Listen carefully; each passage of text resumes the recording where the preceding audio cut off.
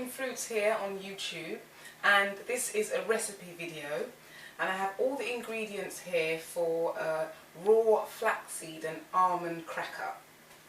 So in the food processor I have already grated up about a cup of parsnips. You can use any root vegetables really, carrot, you could use celeriac, turnip, but this is what I happen to have, and I think it will give it quite an interesting flavour because they're quite sort of fragrant parsnips. So to that I am going to add 4 sun-dried tomatoes. I'm going to just put them straight in.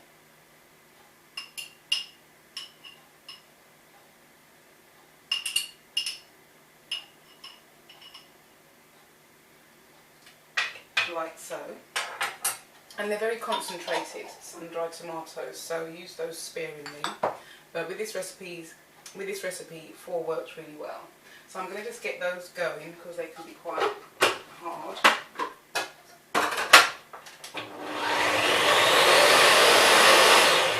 Beautiful. And then I'm going to put a fresh tomato in as well. So just roughly chop that and throw it in.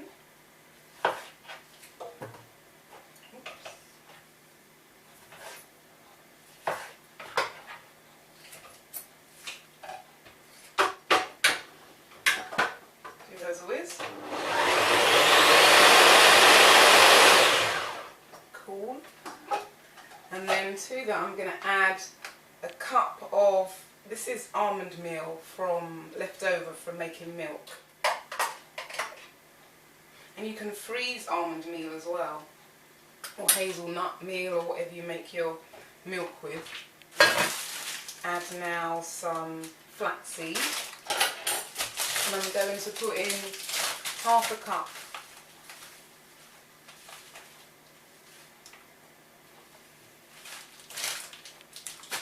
I prefer to mix the nuts with the flax seeds because flax seeds can be quite bitter, and I prefer a kind of a less bitter tasting cracker.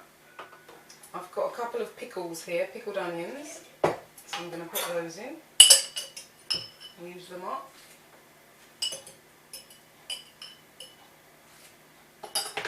A bit of vinegar in as well. Tablespoon of tahini paste,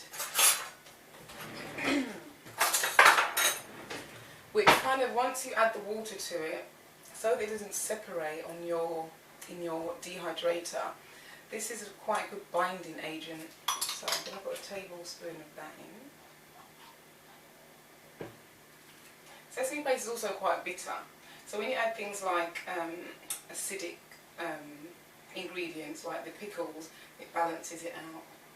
So I'm going to balance out the flavours. I'm going to put in a teaspoon of, quite a heaped teaspoon. This is date syrup.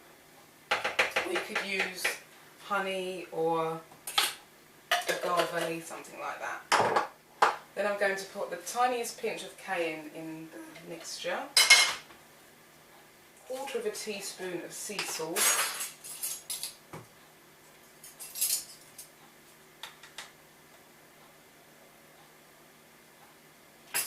Remember, when you dehydrate foods, the flavours intensify, so you have to be careful not to over season.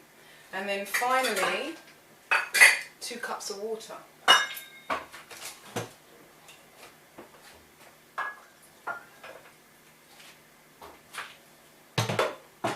I don't like making it too wet because the wetter it is, the longer it takes to dehydrate. So I found that 2 cups of water works really well. So let me just check that is everything. I do think it is. So let's give that a whisk.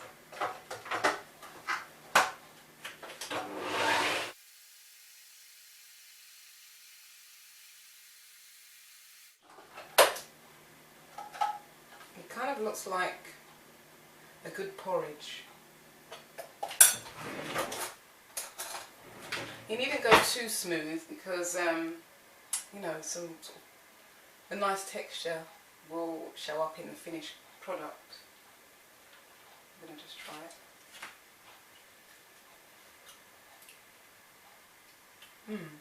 It's good. It does look like a good porridge. So I'm going to put this now on a Paraflex sheet to go in the dehydrator. And then I'm just going to put a layer of the mixture onto it. And then smooth it down and add some seeds to it. Just going to spread that out. I like them quite thin. And the thinner they are, the quicker they take to dehydrate, and the quicker you can start eating them.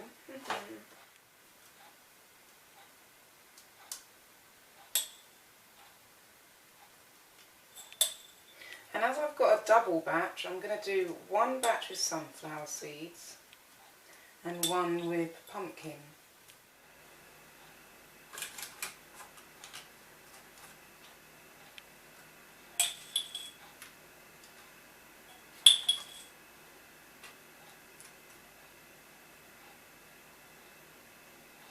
So I have the pumpkin seed version on the bottom, that's with the greaseproof paper or the parchment paper, and then I'm going to place the sunflower seed version on top and cover it down. And I normally put them on high for an hour, so mine are on, my high is 70 degrees centigrade. So I leave them like that for an hour, then I turn them down to about 45 and then I leave them overnight, so for about 8 hours. And when they are done, I shall come back and do a reveal and we shall see what they look like and what they taste like. So, catch you later. Back again with the reveal of the raw almond and flaxseed crackers. So they've been drying overnight, and I started off high and then I turned them down and left them overnight. I also, before I went to bed, I scored them so they'd be easy to break apart, and the parchment paper worked perfectly well. No need to go out and spend money on a Paraflex sheet, and they turned out pretty good, like so. And the version with just the sunflower seeds, also turn them over just for the last hour. Pretty nice. So you can store them in a airtight container, plastic box, or in a Ziploc bag. I normally put them in a Ziploc bag in a container, and they last good. They last pretty well, 10 days more if they're around that long.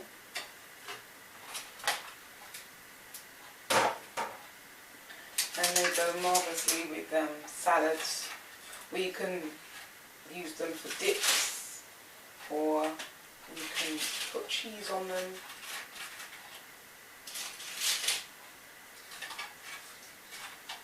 And much cheaper than buying them from the store. Here you go, beautiful. Okay. Oh, taste them.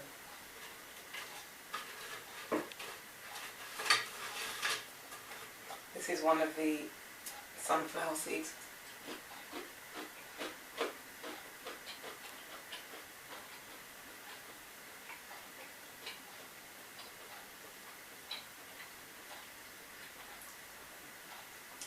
They're perfectly crisp. You can taste the tomato in there, the sun-dried tomato. Tiny bit spicy, and just a good cracker. Cheap at the price. So if you have any questions about how to make them, then do leave them in the comments. Rate this video, share it with your friends, and I will see you next time. This is The Living Fruits. Thanks for watching.